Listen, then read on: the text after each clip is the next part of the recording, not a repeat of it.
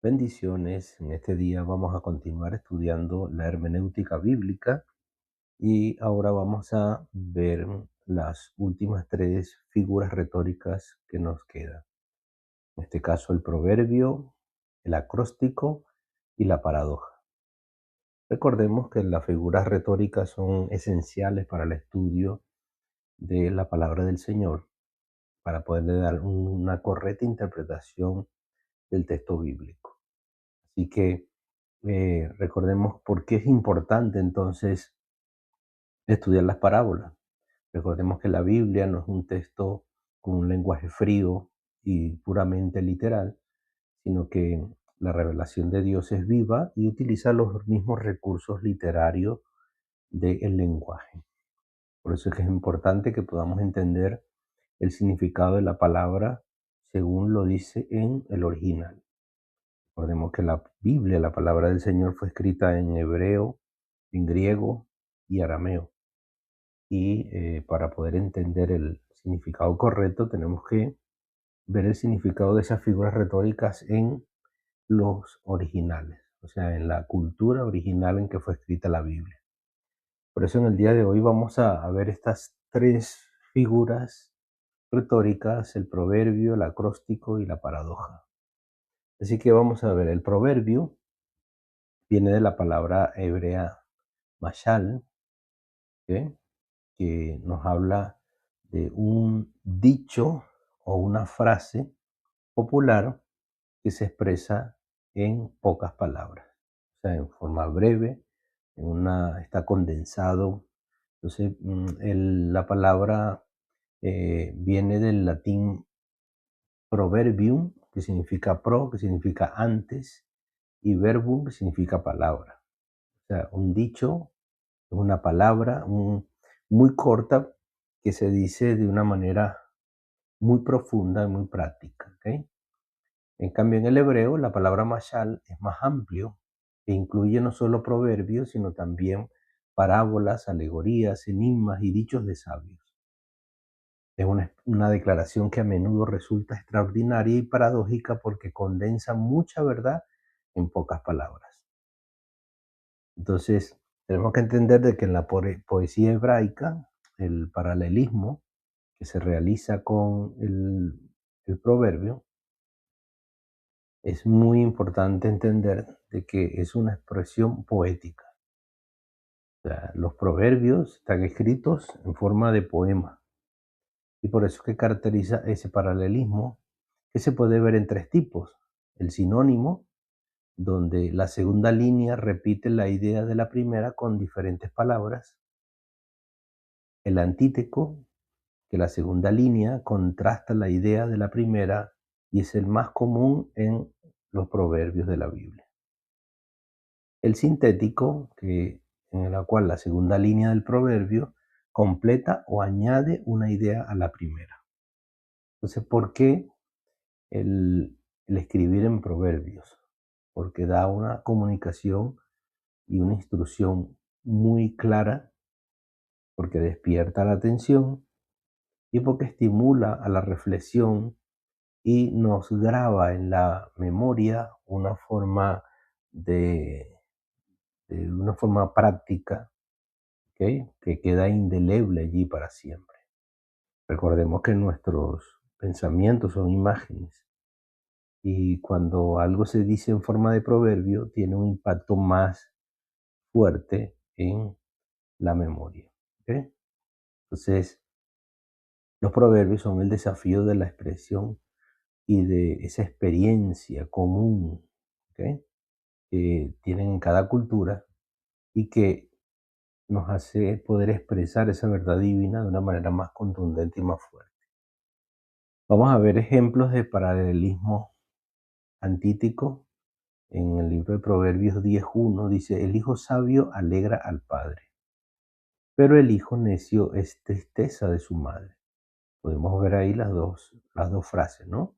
La primera frase es: el hijo sabio alegra al padre, pero como estamos viendo un paralelismo antítico, entonces la segunda frase es la negación, ¿ok? Contrasta, pero el hijo necio es tristeza de su madre. Entonces vemos cómo la segunda línea contrasta la sabiduría con la necedad, mostrando los resultados opuestos. Entonces, el proverbio en el Nuevo Testamento, también tenemos unos ejemplos, porque Jesús fue el maestro por excelencia que utilizó los proverbios. ¿Ok? En el griego, que es en el que está escrito el Nuevo Testamento, el proverbio viene de la palabra paraoimía, que se traduce de diversas maneras. La número uno, que es un dicho o proverbio. Por ejemplo, en Juan 16, 25 al 29, Jesús dijo y utilizó un lenguaje figurado que sus discípulos no entendían plenamente hasta después de la resurrección. En Juan 16, Jesús utiliza una parábola, ¿ok? Dice, la misma palabra griega se traduce como parábola y Jesús se presenta como el buen pastor, una alegoría que ellos comprenden en ese momento.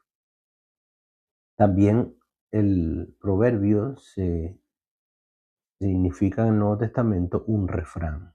Por ejemplo, en Lucas 4:23, Jesús cita un dicho popular: médico, cúrate a ti mismo.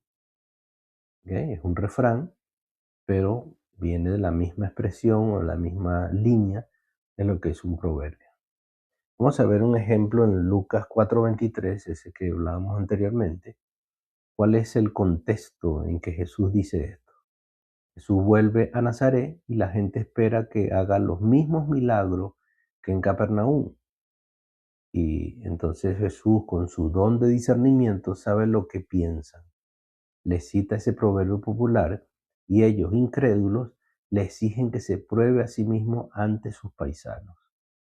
Entonces, vemos el por qué. Siempre recuerden que tenemos que, para entender los proverbios y cualquiera de las figuras retóricas, tenemos que ver el contexto. ¿Ok? Entonces, ¿cuál es la clave? Que Jesús no acepta la premisa del proverbio. En lugar de usarlo como una acusación válida, lo expone como la excusa de la incredulidad. O sea, ellos estaban escudándose en ese dicho popular, o sea, en que Jesús no quería hacer los milagros, pero sin embargo lo que Jesús les está hablando es a la incredulidad que tenían las personas que estaban en ese lugar, ¿vale? Vamos a ver otro ejemplo. Segunda de Pedro 2:22. El perro vuelve a su vómito y la puerca lavada a revolcarse en el cielo. ¿Cuál es el contexto de este versículo? Pedro le habla a los falsos maestros que han conocido el camino de la justicia, pero se han apartado de él. Entonces, vemos que este dicho es bastante fuerte, ¿no? Pero es una realidad. ¿Por qué? Porque Pedro usa un proverbio compuesto, tomando la primera parte de Proverbios 26:11, ¿ok? Y la imagen es brutalmente clara y repulsiva. ¿Por qué? Porque ¿cuál es el significado? El vómito representa la vieja vida de pecado de la cual habían salido y habían sido limpiados, ¿ok? Entonces, el que regresa al pecado después de conocer la verdad demuestra que su naturaleza no ha sido realmente transformada. Y es así como se vuelve real ese dicho, ese proverbio, porque un cerdo pues tiene una naturaleza que él vive en el lodo, en el sucio. Entonces, aquí está hablando claramente de que las personas realmente tienen que ser transformadas y que esto es un aviso claro de lo que viene sobre la apostasía. O sea, la apostasía, recordemos que son personas que han conocido el Evangelio, que han conocido, que han degustado la vida de Dios y se han apartado. O sea, su fe se ha disminuido tanto y llega el momento en que ellos apostatan de la fe. Entonces vemos claramente de que su naturaleza no era una naturaleza sana, salva, sino que realmente no habían conocido a Jesús. Vamos a ver una cosa importante cuando estamos estudiando los proverbios, y es que tenemos que tener en cuenta 7 cosas importantes. Número uno, tenemos que tener cuidado con lo desconocido. Algunos proverbios se basan en costumbres o hechos perdidos en la historia. Y entonces tenemos que reconocer de que esos dichos tenemos que buscar, indagar, y muchos de ellos pues son desconocidos para nosotros porque no sabemos qué es lo que significaba ese refrán, ese dicho en la cultura original en la cual fue dicho. Por eso que tenemos que ser humildes, ¿ok? Muy humildes para reconocer las limitaciones que tenemos. ¿Ok? Número dos, tienes que identificar la forma del proverbio. Si es un símil, si es una metáfora, si es una parábola condensada, ¿ok? Para poder darle la adecuada interpretación. Recordemos que hemos visto entonces esas otras figuras retóricas y que podemos ver aquí entonces que podemos tener figuras retóricas que son proverbios, ¿ok? De las anteriores que hemos estudiado. Número tres, tenemos que ver el contexto. ¿Ok? Recordemos siempre un proverbio está dentro de un contexto. Tenemos que analizar de qué se está hablando, los versículos anteriores y los versículos posteriores. ¿Ok? Entonces nunca vamos a interpretar un proverbio aislado de su entorno inmediato. Esto es muy, pero muy importante para no darle una interpretación errónea. Número cuatro, tenemos que tener paciencia. Si no entiendes un proverbio, tras estudiarlo, es mejor esperar y no forzar la interpretación.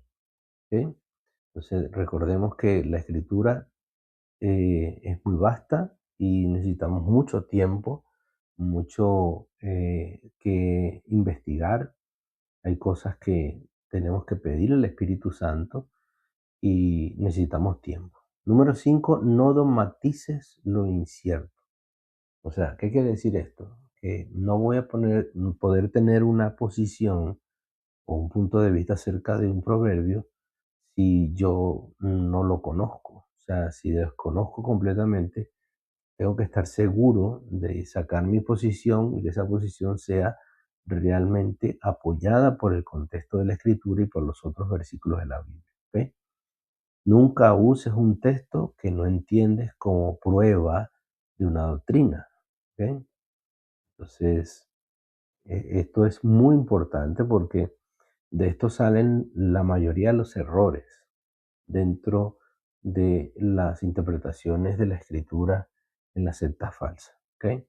Número 6, apóyate en la erudición. ¿Qué quiere decir esto? Bueno, vamos a consultar porque ya estos proverbios han sido ya estudiados por muchos años por muchas personas con bastante conocimiento. Entonces vamos a consultar los comentarios. ¿Ok? Los comentarios en los especialistas en lenguaje bíblico y en contextos históricos. ¿Ok? Recordemos que nosotros no vamos a inventar nada, ya todo está dicho, la historia, la cultura ya se ha estudiado bastante, entonces tenemos que consultar lo que ya se ha realizado. Y número 7, tenemos que fundamentalmente, y como su número lo indica, es la perfección, ¿verdad? El número 7 es que vamos a orar para depender exclusivamente de la iluminación del Espíritu Santo. ¿Ok? Recordemos que Dios, el Espíritu Santo, es el que nos trae a la memoria todas las cosas que Jesús nos enseñó. Entonces, depender del Espíritu Santo para una correcta interpretación de los proverbios es primordial y muy necesario. Vamos a ver ahora el segunda figura retórica de este tema, que habla del acróstico. El acróstico, amados hermanos, es una composición poética en la que las letras iniciales de cada verso, estrofa o sección forman una palabra, un nombre o siguen un orden determinado como el alfabeto. ¿Ok? Por eso que tenemos acrósticos alfabéticos, lo vemos muy de cerca en el Antiguo Testamento. ¿Y por qué utiliza esa forma de poder reflejar? Porque recordemos que el acróstico es un verso o línea que está antes y que está señalando una definición clara. Entonces, ¿cuál es su propuesta, por ejemplo, en los acrósticos alfabéticos? ¿Ok? En el Antiguo Testamento vemos que la forma más común de los acrósticos es el alfabeto que está marcando cada verso o estrofa en el comienzo sucesivo, ¿ok?, de los versículos. ¿Ok? Por ejemplo, el alfabeto hebreo tiene 22 letras y vamos a ver que esto nos va a ayudar a pronunciar o tener una fuerza en lo que quiere decir. Por ejemplo, vamos a ver un ejemplo ilustrativo. Aquí vemos en la parte de arriba un ejemplo ilustrativo de la traducción libre en castellano de la palabra Jesús. ¿Ok? Jesús, la primera letra es la J, que significa Jesús que en la cruz su sangre dio. La letra E, ¿ok?, que el Cordero de Dios. La letra S, Salvador eterno. La letra U, unigénito Hijo. La letra S, soberano Señor. Y leemos las primeras letras de arriba hacia abajo, vemos que forma la palabra Jesús. Entonces esto es un acróstico. ¿Eh? Vamos a ver también ejemplos en la antigüedad, en la iglesia primitiva, estaba el símbolo de el pez. El símbolo del pez no es otra cosa sino un acróstico. ¿Por qué? Porque las iniciales de la palabra griega pez es lo que forma el acróstico de Jesucristo, Hijo de Dios Salvador. Vemos aquí la palabra y Jesús, la X que se llama Cristos, ¿eh?, la otra letra que es como una O en griego, el Teu, que es Dios, la I, Dios, que es Hijo, y Soter, que significa Salvador. Vemos ahí claramente cómo forma ese acróstico. Ahora, en el Antiguo Testamento, como lo nombramos al principio, vamos a ver acrósticos que van a estar enumerando pues, las letras del alfabeto hebreo. Entonces, por ejemplo, el Salmo 119 es el ejemplo máximo de los acrósticos en el Antiguo Testamento, porque tiene 176 versículos, 22 estrofas, 8 versos y 22 letras hebreas. ¿Ok? Entonces, cada verso de la primera estrofa comienza con Aleph y cada verso de la segunda con Bet. Y así sucesivamente, la alabanza a la palabra de Dios es tan vasta que se necesita el alfabeto entero para expresarla. ¿Eh? Recordemos, el alfabeto hebreo tiene 22 letras y aquí tiene 22 estrofas en que está dividido este Salmo 119. ¿Eh? Otro ejemplo, el Salmo 25 y el 34. El Salmo 22 tiene 22 versículos, una por cada letra del alfabeto hebreo. ¿Eh? El Salmo 111 y 112, cada medio verso sigue el orden alfabético creando una estructura aún más compleja. Proverbios 31 del 10 al 31. Vemos aquí que el famoso poema de la mujer virtuosa tiene sus 22 versículos y comienzan con las 22 letras del alfabeto hebreo en orden. Esto subraya que ella es la ideal completa de la mujer sabia. ¿Okay? Por ejemplo, las Lamentaciones de Jeremías también en los capítulos 1, 2, 3 y 4 son acrósticos. Los capítulos 1, 2 y 4, un verso por letra, y el capítulo 3, 3 versos por letra. Da una estructura más compleja. Entonces, la estructura acróstica en medio del dolor y lamento muestra que incluso en la aflicción hay orden y propósito divino. Entonces, ¿cómo yo voy a poder interpretar estos acrósticos? Tenemos que ver la dificultad del traductor. ¿Okay? En las traducciones, el acróstico se pierde por completo. No podemos verlo en nuestro idioma. Recordemos que esos acrósticos en el Antiguo Testamento están hechos y elaborados con el alfabeto hebreo que tiene 22 letras. ¿Ok? Otra cosa que es importante, tenemos que saber que existe, que los acrósticos están allí, que tenemos que reconocer que el texto original tiene una estructura y que esa estructura nos ayuda a apreciar su belleza, su propósito y su significado, que es lo que Dios nos quiere transmitir acerca de esos versos. Y también voy a usar las herramientas. ¿Ok? Por ejemplo, en la Biblia Reina Valera, sí tenemos que, a pesar de que está en la traducción al castellano, en esas Biblias, pues sí tenemos al inicio de cada estrofa las letras del alfabeto hebreo. ¿Ok? Entonces es muy importante entender esto. Ahora, tercera figura retórica que vamos a estudiar hoy en esta clase es la paradoja. La paradoja. Aquí vemos una, por ejemplo, en 2 Corintios 12:10, que dice, porque cuando soy débil, entonces soy fuerte. ¿Cuál es la definición de una paradoja? Es una declaración que parece ir en contra de la opinión general, que a primera vista resulta absurda, contradictoria o imposible. Sin embargo, al ser examinada a la luz de una verdad superior, revela su significado profundo y correcto. ¿Ok? La paradoja viene de la palabra griega paradoxo, que significa para, que es contra, y doxa, que es opinión. O sea, contrario a la opinión o a la creencia común. Entonces, es una verdad de choque diseñada para despertar la mente del letargo intelectual y espiritual. Entonces, Jesús fue el maestro de las paradojas. ¿Ok? Jesús utilizaba las paradojas para despertarnos, para sacudirnos, ¿verdad? Para romper esos esquemas que tenemos prefijados, esos paradigmas que tenemos en nuestra mente, ¿ok? Y que para que comprendamos, pues, la verdad espiritual. También provocar y crear en el escritor, el que escucha la palabra, perdón, a reflexionar. ¿Sí?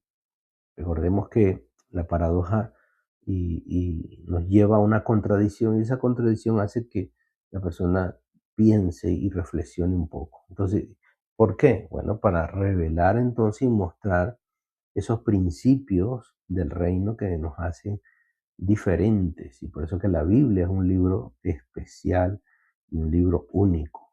¿Ok? Porque fíjense, por ejemplo, eh, ¿por qué utilizar paradoja? Porque las verdades espirituales no pueden capturarse con lógica humana pura. Requieren una transformación del modo de pensar. También separan a los buscadores sinceros de los curiosos superficiales. Y también revelan la necesidad de tener fe, ¿ok? Más allá de la razón, de lo que nos dice. Por eso que los principios del reino no son los mismos principios del mundo. ¿Ok? El mundo, por ejemplo, para el mundo los fuertes vencen. Sin embargo, para el reino de los cielos los humildes heredan. En el mundo el que tiene recibe. Sin embargo, en la palabra de Dios el que da recibe. En el mundo el primero es el que sube. Y sin embargo, en el reino el último será el primero. Vamos a continuar viendo unas paradojas, por ejemplo, en Mateo 8:22. Mateo 8:22 nos dice, sígueme y deja que los muertos entierren a sus muertos. Esto parece cruel, ¿no? Y insensible. ¿Cómo pueden los muertos enterrar a alguien? Entonces, Jesús distingue aquí entre dos tipos de muerte, la física y la espiritual. Los muertos espirituales son los que están sin la vida de Dios y pueden ocuparse de los ritos funerarios de los muertos físicos. Entonces, Jesús ahí está haciendo un llamado a una prioridad, ¿ok? Seguirle a Él, que es la vida, por encima de todas las obligaciones sociales y familiares.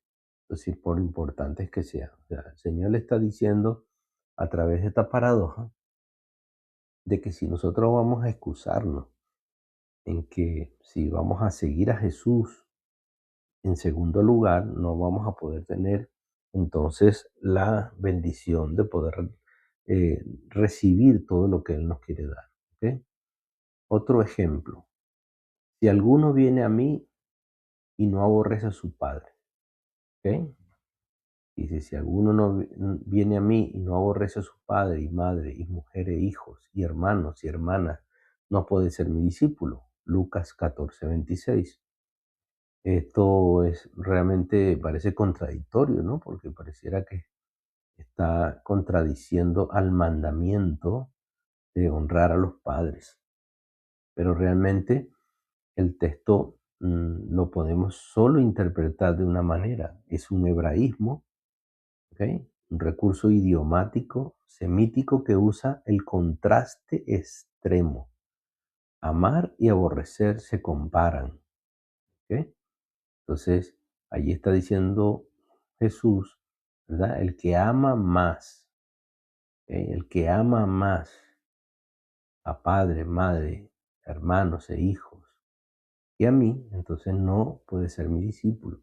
Entonces, ese significado de esta interpretación, recordemos que es una figura, no es literal, sino es una comparación.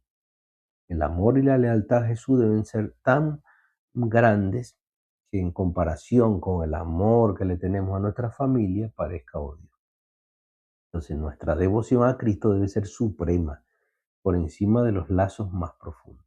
Entonces fíjense que es importantísimo el contexto y el conocimiento de la figura del lenguaje hebreo y griego.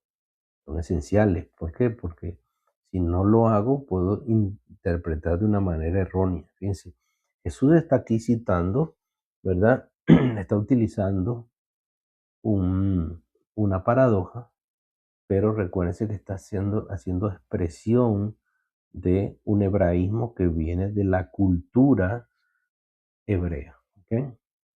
Es muy importante que tengamos eso en cuenta. Vamos a ver otros pasajes de paradoja. Mateo 19:24.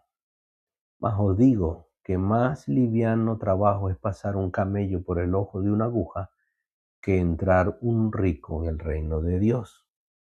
Entonces, parece, si lo interpretamos de una manera literal, pues es imposible, ¿no?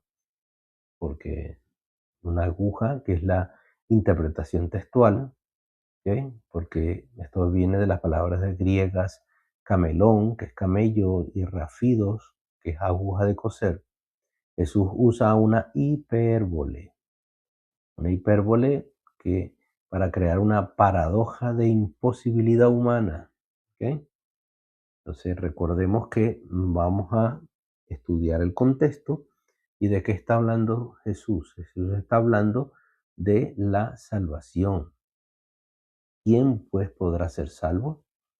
La respuesta de Jesús confirma que hablaba de una verdad imposible para los seres humanos. ¿Ok? Lo que es imposible para los seres humanos, para Dios es posible. Entonces, vemos que allí lo que está resaltando esta paradoja es la imposibilidad humana de realizar la salvación. Es algo que solo Dios puede hacer. Vamos a ver otro ejemplo. Segunda de Corintios 12:10. Porque cuando soy débil, entonces soy fuerte. ¿Cuál es la paradoja? Bueno, la debilidad y el poder son opuestos. ¿Cómo puede la debilidad producir poder? Imposible, ¿verdad? Si lo voy desde el punto de vista literal, no es así, pero esto es una paradoja. ¿De qué está hablando Pablo? Pablo está hablando del aguijón de la carne que él tiene y que le humilla y le dice, mi poder se perfecciona en la debilidad. Entonces, ven cómo interpretar estos textos bíblicos a la luz de Estas figuras retóricas como la paradoja es lo que nos da a poder entender y dar una interpretación correcta a estos versículos bíblicos. Entonces, ¿cuál es la regla de oro para interpretar las paradojas? Número uno, no te quedes en lo literal. ¿Ok? No puedes interpretarlo literalmente, una paradoja. Número dos, busca la verdad espiritual subyacente. ¿Ok? La paradoja siempre apunta a una realidad más profunda que trasciende la lógica humana. Número tres, deja que la escritura se interprete a sí misma. ¿Ok? Vamos a comparar la paradoja con otras enseñanzas claras sobre el mismo tema. Y número cuatro, tenemos que tener en cuenta el contexto. El, co- el contexto inmediato, que recordemos que son los versículos que están antes y después de los versículos que estamos estudiando, en este caso de la paradoja, nos van a dar una interpretación correcta de lo que yo voy a entender de esa paradoja. Entonces vemos como conclusión de estas tres figuras retóricas el proverbio que nos da la sabiduría de Dios en cápsulas concentradas para la vida diaria y requiere identificar el paralelismo y respetar el contexto. Número dos, el acróstico que nos muestra la belleza y el orden divino en su palabra, ayudando a su memorización y contemplación expresada totalidad y perfección en la estructura del acróstico. Y número tres, la paradoja, que nos sacude de nuestra complacencia y nos invita a ver la realidad desde la perspectiva del reino de Dios. Entonces, recordemos que esto solo vamos a poderlo hacer desde la humildad, desde la paciencia, desde un estudio riguroso y de una dependencia del Espíritu Santo. Que Dios les bendiga, que Dios les guarde y espero que este material sea de bendición para vuestra